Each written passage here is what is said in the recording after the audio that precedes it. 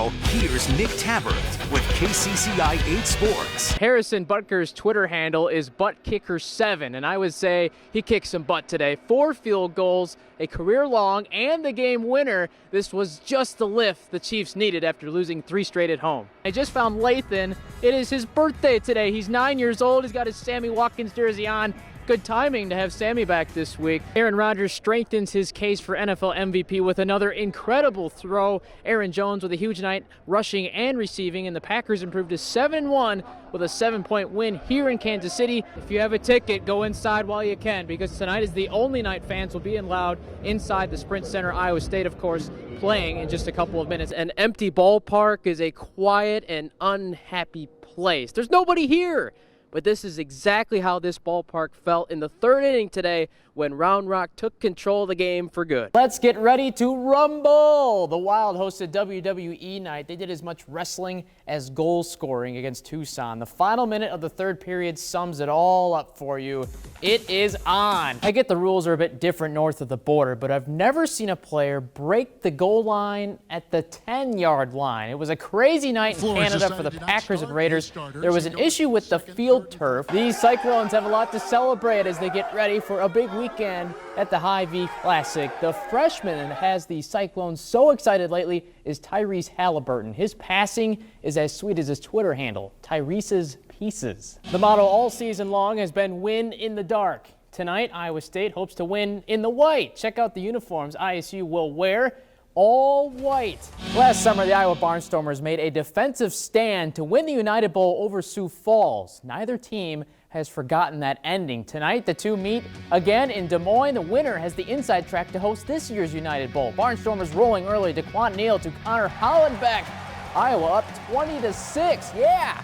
Next drive, Neal goes up top to Jazz Peterson. Watch this catch. Over the wall! But another 2 guys go over the wall, and a scuffle breaks out afterward. Penalties given to both sides, an ejection as well. No playoff seed, no problem. UNI goes into Brookings, the same place it was routed 3 weeks ago, and upsets South Dakota State. The Panthers are in the FCS quarterfinals for the first time since 2015. Although I will admit it looked pretty bleak in the first 10 minutes of today's playoff rematch. South Dakota State went right down the field with its first possession. Keaton Heide finds Adam Anderson for 6. Jackrabbits later added a field goal. It was 10-0 South Dakota State just like that. But UNI stayed in the game by forcing some turnovers throughout the second quarter. It was only a 10-3 score at the break. Third quarter, Panthers go 75 yards. Trevor Allen from Waukee powers in for the game-tying score. It's 10 apiece. Then, 2 minutes to go in the fourth quarter. Matthew Cook with a chip shot field goal. Panthers in front finally by 3. And Mark Farley turns it over to his defense. 4th and 15 here. Game on the line. The pass falls incomplete. UNI with an outstanding effort on the road to win 13-10. And so the Panthers have booked a plane ticket to Virginia. The game time just announced a couple of minutes ago. They're going to face number 2 seed James Madison this Friday night at 6 o'clock on ESPN2. An incredible effort by Iowa State men's basketball, but not enough buckets to score an upset against Auburn. The Big 12 SEC Challenge. Bruce Pearl has Auburn ranked 16th, and the Tigers tried to make this a blowout. This 3 here in the corner makes it 53-37 early in the second half.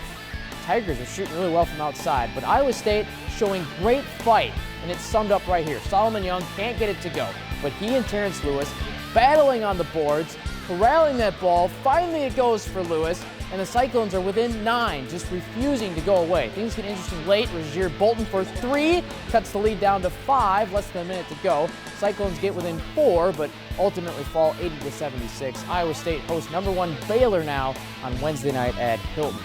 The Iowa State women need something to kickstart their Big 12 season. Just 3-3 right now in conference play. So maybe a little 3 from the corner will do it. Megan McGraw just turns and fires and beats the buzzer.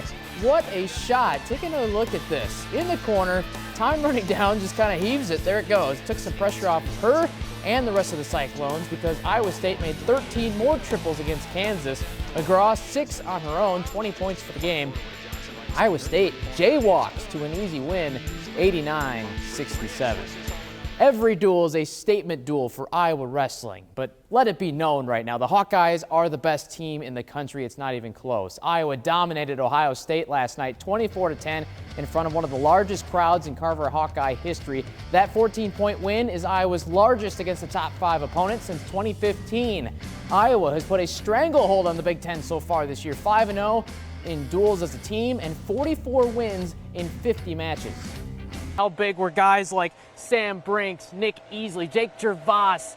Randy is from San Diego. He makes a point to come watch Iowa State and Texas every year. One of the most successful first-year head coaches in the country right now, Darren DeVries. I asked Darren DeVries if I could have the movie rights to this season once it ends. Just incredible. You might say, well, Iowa State's offense just had a really bad night. I look at it the other way. I think Texas' defense played phenomenal tonight. Si's team has done it again. They beat Texas because they were the better team when it counted down the stretch. It's a cool fall morning on a Saturday. It's a cool fall morning on a Saturday. That's good. Yeah. And I can honestly say this is the first time we've ever had a live report from a storage closet. Nick Tabbert was about to go live, but Nick, we've got all sorts of problems happening at our game of the week. Finished my story for 6 and the door kind of just locked behind me, so I'm stuck in a storage area here, but all is well and I got my story done. Check out our preview for our game of the night. 7 o'clock tonight here from Marshalltown, district play, 2 great teams. It's going to be an awesome night. I just hope I can get out of this storage closet to watch it, Scott. I heard somebody jiggling a key in the lock over here to my right, so hopefully I'm close to getting out. Live from the storage closet in Marshalltown, Nick Tabbert for KCCI, Iowa Sports Leader. Iowa's offense is way more fun to watch when Nate Stanley is throwing the ball around to his different weapons. 8 players caught a pass. Of course, Amir Smith-Marset had the monster game against his hometown school. If you're ever around Tyrese Halliburton on campus, you probably hear a bunch of dimes because he just drops them all over. Almost 9 assists per game. How do you do that? How do you pass the ball so well to everybody else? I just try to get my teammates involved, whenever I can, and I have a pretty good IQ. I can, see plays sometimes before they really happen. So, I think when I get my other guys involved, that can take us a long way. I became a point guard like 4th grade, started 4th grade. Early I just had a passion for passing the ball. That's just what I was into. And my dad, watched or is a big fan of Magic Johnson and things like that. So I've watched a lot of those clips.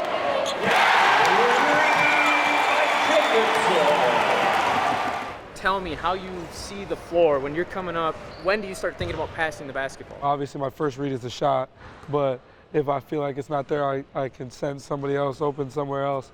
That's usually where I'm looking. So, usually the blocks where my bigs are, and then, go out from there is where my shooters locate. And then how do you decide what kind of flair to put on your pass? Because we've seen you spin, we've seen you go behind the back. How do you decide what you're going to do? Yeah, it just depends. Sometimes when I spin, it's my momentum is all going this way when I throw it. So obviously, being a basketball player, it's entertainment at the same time. And, people pay money obviously to watch the game. So I try to put a little show on when I can. We know you can make passes just about anywhere, but can you do it with a blindfold? We want to test you. I could try. All right, here I come, up from the block. I'm at the elbow. Oh, that was perfect. Yes, sir. That was perfect. Making passes without even seeing it. That is so cool. Tyrese Halliburton, a magician with the basketball. When the final out of the baseball game is recorded, softball coach Danny Jensen springs into action. In a matter of minutes, the outfield fence is popped into place and fresh chalk is laid down each line. There's a softball game to be played. Jensen knows the drill. He's been doing this for 40 years. And the only thing that can keep this night's game from starting on time Sabrina Romero. is this group. 6 Murray seniors setting foot on the diamond for senior night. And so is Coach Jensen. After 40 seasons, he's decided this is his last. It's hard to walk away. I had lots of opportunities to leave during my career, but the people just kept saying, no, you're not going, and I said the same thing, and so it's just been a great place to live. What Coach Jensen doesn't know is first pitch is going to be delayed again for much longer. Most of the fans in the stands are here for Danny Jensen night.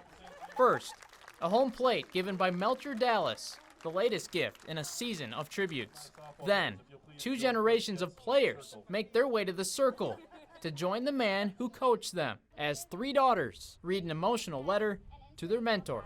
Thank you for being the best role model and friend. We are all forever. The tears say it all. Please join us with applause as we recognize this amazing coach. 4 decades, 27 winning seasons, 18 conference titles, dozens of all-state players, all at a small school with an enormous bond. He's well loved, and we just wanted to let him know that, we're all here for him and we love him and we're proud of him. Just being able to be one of his players and be a part of tonight is just really special. Seeing all the players come back and just really special. Murray Athletic Director Jerry Shields has the biggest hug of all. He's a heck of a friend. He means a lot, not only to softball, but to the community.